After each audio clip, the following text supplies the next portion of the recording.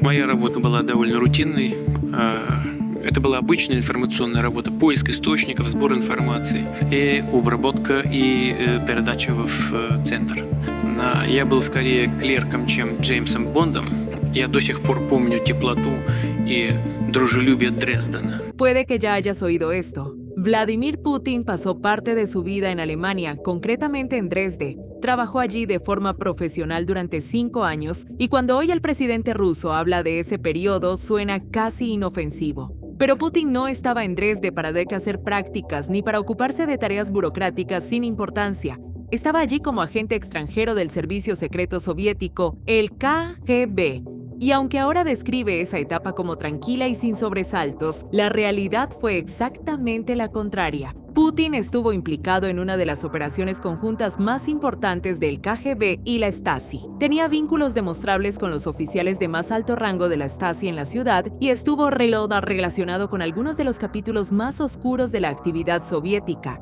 Como verás en este video, Dresde desempeñó un papel decisivo en la formación del futuro de uno de los gobernantes más controvertidos de nuestro tiempo. Pero empecemos desde el principio. Desde niño, Putin ya estaba obsesionado con la idea de trabajar algún día para los servicios secretos. Su padre había servido en el NKVD durante la Segunda Guerra Mundial y había participado en operaciones de sabotaje contra posiciones nazis. Pero Putin no buscaba simplemente un trabajo igual de peligroso. Por encima de todo, quería escapar de la profunda pobreza de su infancia. Esa ambición lo llevó a iniciar su formación muy pronto, en el legendario Instituto de la Bandera Roja, una de las academias más prestigiosas de la Unión Soviética. En 1985 finalmente recibió su destino en Dresde. Al principio ese nombramiento lo decepcionó. Comparada con Moscú o Berlín Oriental, Dresde parecía una ciudad provincial sin relevancia, un lugar donde no ocurría nada de verdadera importancia política, pero esa impresión era engañosa. Esto nos lleva a la primera razón clave por la que Putin fue enviado a Dresde. A pesar de su apariencia modesta, la ciudad tenía una gran importancia estratégica. Allí se encontraba el Kombinat Robotron, una empresa estatal que era el mayor fabricante de ordenadores de la RDA y un pilar fundamental de las ambiciones tecnológicas del bloque oriental durante los años 80. En aquel momento, la Guerra Fría ya no giraba principalmente en torno a cohetes o viajes espaciales. Se trataba de chips informáticos de alta tecnología. En Occidente, la innovación avanzaba a gran velocidad, impulsada por empresas que competían libremente en una economía de mercado, desarrollando sistemas informáticos y microchips cada vez más avanzados. En el este, la situación era muy distinta. Los ordenadores de Alemania Oriental y de la Unión Soviética iban muy por detrás de los productos occidentales, en muchos casos de forma abismal. Este contexto explica el verdadero papel de Putin en la ciudad sajona. Robotron logró fabricar algunas máquinas competentes, pero en esencia esos ordenadores eran en gran medida copias de modelos estadounidenses de éxito, especialmente los desarrollados por IBM. La misión de Putin era hacer posibles esas copias. Dresde no solo era la sede del mayor fabricante de ordenadores de Alemania Oriental, sino que funcionaba principalmente como un centro de tránsito para algunos de los productos tecnológicos de contrabando más sensibles. Las responsabilidades de Putin dentro de esta red de contrabando tecnológico eran muy amplias. Junto a otros oficiales del KGB, reclutó espías que trabajaban dentro de empresas de Alemania Occidental como Siemens, Bayer o Thyssen y que enviaban información clasificada al este. Según antiguos colegas de la Stasi, Putin elaboró extensas listas de empresas occidentales y de investigadores individuales que podían ser explotados para introducir tecnología occidental en el bloque oriental. El objetivo era claro: reproducir innovaciones clave de Occidente a cualquier precio. El KGB persiguió este objetivo sin descanso. Un antiguo colega recordó más tarde que Putin invitaba con frecuencia a científicos y empresarios destacados de Alemania Occidental al lujoso hotel Bülow Palais, a orillas del Elba, en Dresde. La elegancia del hotel formaba parte de la operación. Sus habitaciones estaban equipadas en secreto con cámaras y micrófonos. Los empresarios visitantes eran atraídos con la ayuda de prostitutas que colaboraban con la operación y luego eran grabados de forma encubierta. Según estos testimonios, el material obtenido se utilizaba para presionar a científicos y figuras influyentes con el fin de que revelaran información sensible o incluso colaboraran con la RDA. Putin y sus colegas también eran responsables de otra operación crucial: Además del contrabando de tecnología, supervisaban el flujo de divisas fuertes. Las economías planificadas de la RDA y de la Unión Soviética eran crónicamente débiles. El Estado estaba en la práctica en bancarrota y dependía del dinero occidental, marcos alemanes y dólares estadounidenses para mantener el sistema en funcionamiento.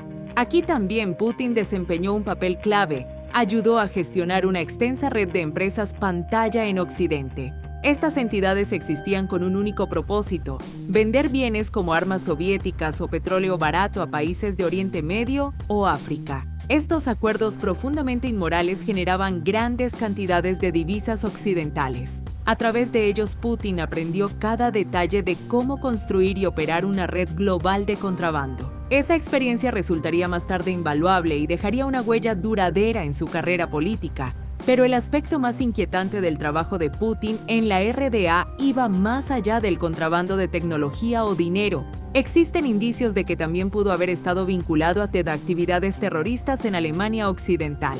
Para comprenderlo, es necesario entender hasta qué punto se habían deteriorado las condiciones económicas en la RDA y en la Unión Soviética. La situación era tan grave que empujó al liderazgo soviético a adoptar medidas extremas. En lugar de limitarse a competir con Occidente, comenzaron a buscar activamente su desestabilización. Se apoyó a grupos terroristas como medio para difundir deliberadamente el miedo y el caos. Cerca de Berlín Oriental, los servicios de inteligencia soviéticos incluso operaban un campo de entrenamiento para miembros de la organización terrorista palestina OLP. Una de las figuras vinculadas a esta red fue Carlos el Chacal, el terrorista más famoso de la década de 1970. Carlos lideró la toma armada de la conferencia de la OPEP en Viena, tomando como rehenes a numerosos diplomáticos de alto rango. Asesinó a agentes de policía en Francia y llevó a cabo una prolongada campaña de atentados que costó la vida a muchos civiles. Los grupos terroristas de extrema izquierda no solo fueron tolerados por los soviéticos, en algunos casos fueron entrenados, apoyados y dirigidos activamente, incluso en suelo alemán y presuntamente con la implicación de Putin. Al menos un antiguo miembro de la fracción del Ejército Rojo afirmó haberse reunido personalmente con Putin en Dresde. La RAF fue una de las organizaciones terroristas más brutales de la historia alemana. Sus miembros atacaron comisarías de policía, atentaron contra la editorial Springer y asesinaron con una bomba a Alfred Herrhausen, portavoz del Deutsche Bank. Investigaciones posteriores revelaron que algunos miembros de la RAF fueron entrenados en campamentos de Alemania Oriental bajo la supervisión de oficiales de la Stasi. Allí manejaban armas antitanque y practicaban la fabricación de bombas con detonadores activados por luz. Aunque la implicación directa de Putin se basa en el testimonio de un solo miembro de la RAF, hay un hecho que no admite discusión. Como mayor del KGB destinado en Dresde, Putin estaba plenamente al tanto de estos grupos y de sus actividades, y sus conexiones con operaciones violentas no terminan ahí. Según Klaus Suchol, un antiguo oficial de la Stasi, Putin intentó obtener a cualquier precio un estudio científico. Dicho estudio trataba supuestamente sobre venenos letales diseñados para no dejar casi ningún rastro. Cuando sus primeros intentos fracasaron, Putin habría tratado de chantajear al científico utilizando material comprometedor. Suchol hizo estas afirmaciones en declaraciones al medio de periodismo de investigación Correctiv. Correctiv también informó de que Putin habría colaborado con Reinhold Sonntag, uno de los neonazis más influyentes de Alemania en aquella época. Existen indicios de que Sonntag fue reclutado personalmente por Putin y actuó como informante en Alemania Occidental. Durante sus años en Dresde, Putin adquirió una comprensión profunda de cómo funcionaba realmente el sistema soviético. Más concretamente, aprendió lo que quizá era su principio más fundamental: la existencia de dos realidades paralelas. Oficialmente todo seguía las normas. Extraoficialmente operaba un segundo sistema bajo la superficie con sus propias redes, una vasta economía en la sombra y numerosas zonas grises donde los límites morales dejaban de aplicarse. Estas redes, conexiones y empresas pantalla contribuyeron más tarde a impulsar a Putin hasta la presidencia de Rusia en la década de 1990. En 1992, por ejemplo, Putin fue asesor principal del alcalde de San Petersburgo. Junto con antiguos colegas del KGB, organizó el llamado Programa de Materias Primas por Alimentos, cuando la ciudad se enfrentaba a la amenaza de una hambruna. El plan consistía en vender valiosas materias primas a bajo precio a cambio de suministros de alimentos para la población. Los pagos de estos acuerdos, que ascendían a millones, nunca llegaron a las personas a las que estaban destinados. En su lugar, el dinero fluyó hacia empresas extranjeras de dudosa reputación, algunas de ellas vinculadas a actividades criminales. La estructura de estas transacciones reflejaba las operaciones con empresas pantalla que Putin había ayudado a gestionar en Dresde, y el patrón no terminó ahí. Para Putin, aquello solo fue el comienzo. Los críticos que intentaron investigar estos acuerdos alimentarios murieron más tarde en circunstancias nunca esclarecidas.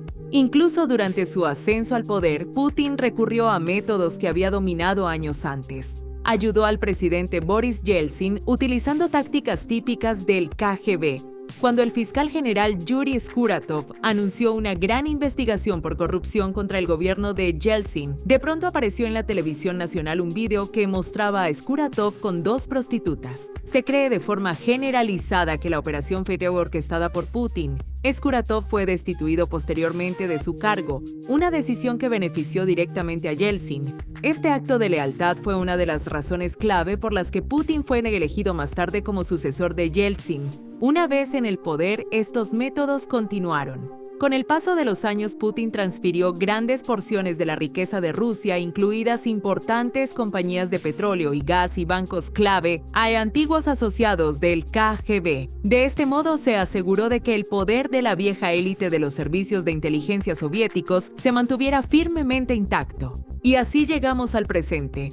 ¿Conocías el pasado de Putin y ves paralelismos entre sus inicios y la forma en que gobierna hoy? Comparte tu opinión en los comentarios. Hasta la próxima.